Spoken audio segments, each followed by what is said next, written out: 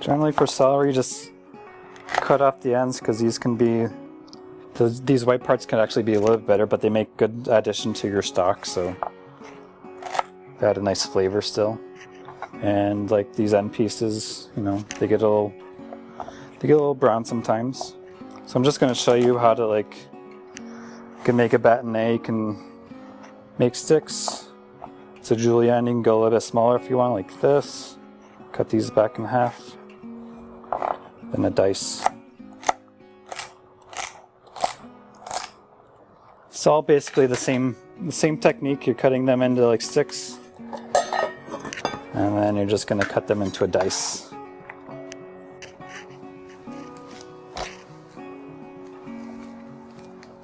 There's a couple different ways to cut peppers as well. Again, it's based on your personal preference, whatever you're more comfortable with.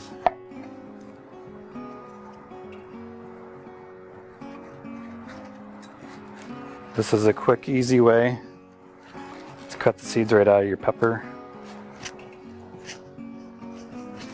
You just want to be very careful of that blade. You want to cut it into nice, easy pieces. For me, I like to keep the skin down because it actually helps preserve your blade a little bit longer because you're not cutting through that tough skin. It's a little bit easier, quicker to cut. Make sure that pepper is laying flat. And that's kind of like a basic julienne bâtonnet type cut. And from there, just like the peppers, if you want to do a dice, just like the potatoes or the carrots, if you want to do a dice, and cut them nice and small like this. And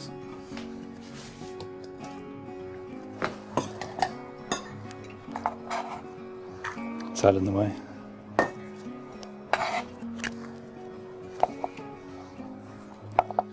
Cutting peppers this way actually helps alleviate some of the waste that you generally might have from like cutting a pepper, because you're just cutting the seed part out and you're left with the full pepper besides that.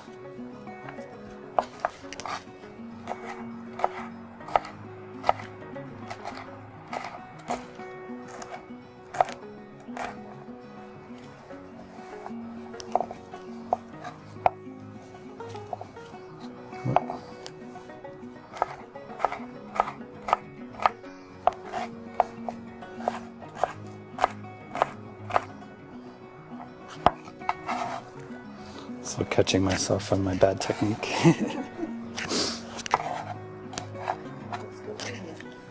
So you take the ends, you chop those as well. Nice long strips with those.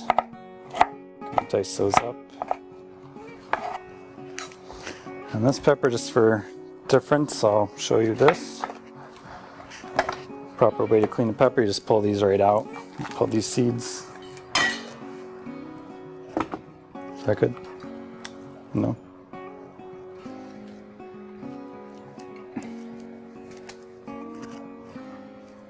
So when you're cleaning this way, you still actually have a lot of mess from the seeds. They get everywhere. The previous way, I like to cut it that way.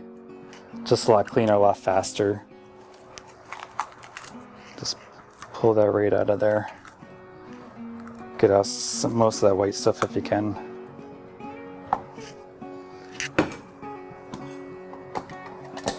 And these we're actually just going to slice. You can just do them the same way. You'll be handling the pepper a little bit more. It's not going to lay as flat, so just keep that in mind.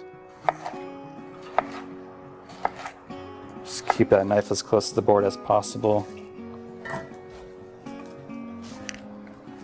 And this is just how you slice the pepper. Thyme and rosemary, those typically go into like a recipe, like a soup or whatever. Usually just take the full branch and like stick it into the pot, but sometimes there are reasons to take them off the stem, and I'll show you that. So this one, for thyme, you could easily just go like this. You can pull the leaf right off the stem like that. And you really don't have to do anything else to it afterwards. And if you need to, you can use like the back of the knife, but it's pretty simple.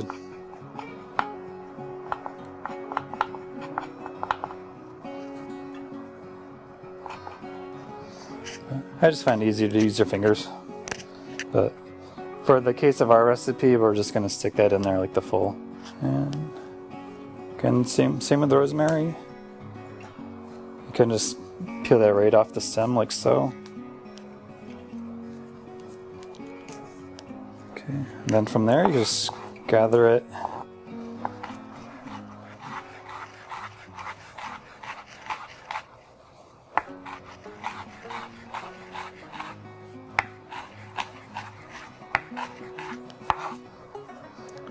And you can use a chopping technique for this as well.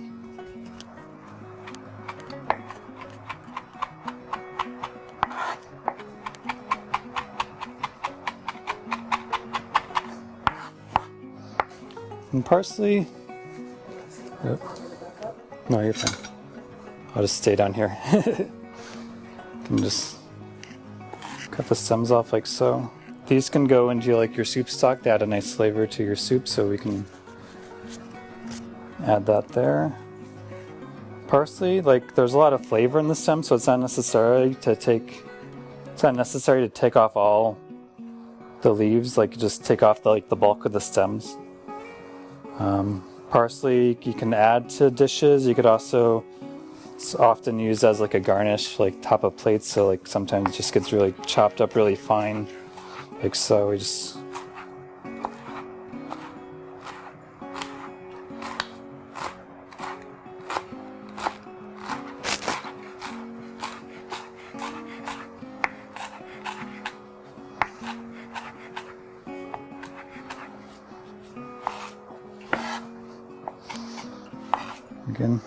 Again, just chop. This is a chopping technique. Just you always want to gather it together back to the center of the board. And start chopping again. This is basil. It's a pretty delicate herb. Here you just want to like pull the leaves away from the stem. And it's very important when you're cutting basil, you really want a sharp knife, because otherwise you wind up damaging the leaf, because it's a pretty delicate leaf. When you cut basil, you just kind of want to stack them. Kind of like put the larger leaves on like the outside.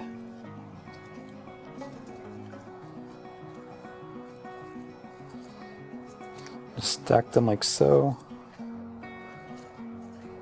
And then just going to delicately roll up those leaves just like that. Kind of like you're making a cigar. And then this is a classic chiffonade. These make good toppings for like salads and things. It's a good addition to like tomato sauces, you know.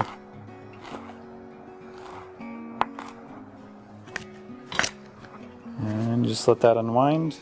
Gives you nice little ribbons of basil.